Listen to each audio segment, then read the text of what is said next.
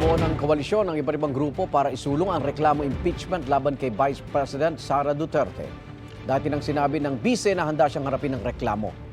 Nagkaroon din ng misa sa EDSA Shrine para naman sa kapayapaan at katarungan. May unang balita si Sandra Aguinaldo. Isang Mass for Peace and Justice ang isinagawa sa EDSA Shrine ng iba't ibang people's organizations, social movement at ilang religious leader. Ang mga nagsidalo nakasuot ng peach na ribbon na sumisimbolo raw sa panawagan nilang impeachment ni Vice President Sara Duterte.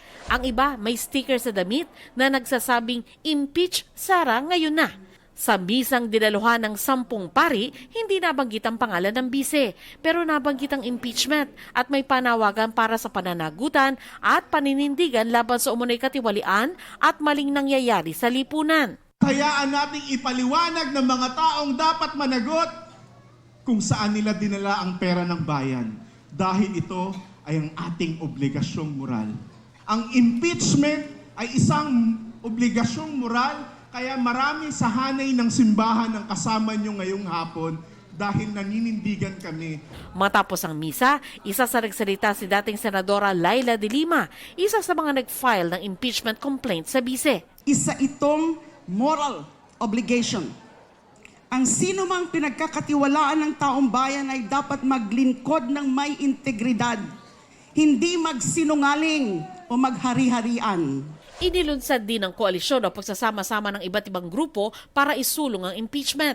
Kabilang dito ang mga nag-file ng 3 impeachment complaint laban kay VP Sara, tulad din na Kiko D, apo ni dating Pangulong Cory Aquino, pati na ang ilang biktima ng madugong Duterte drug war. Isa po ako sa nananawagan ng impeachment para kay VP Sara, para po sa aking mga anak.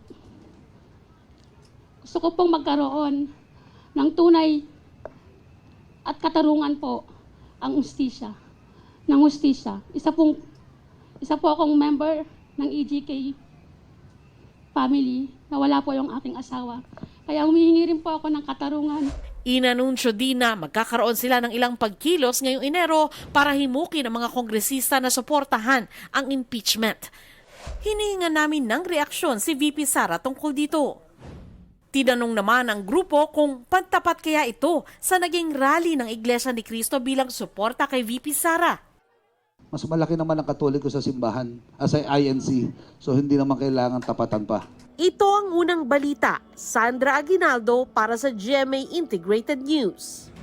Igan, mauna ka sa mga balita, mag-subscribe na sa GMA Integrated News sa YouTube para sa iba't ibang ulat sa ating bansa.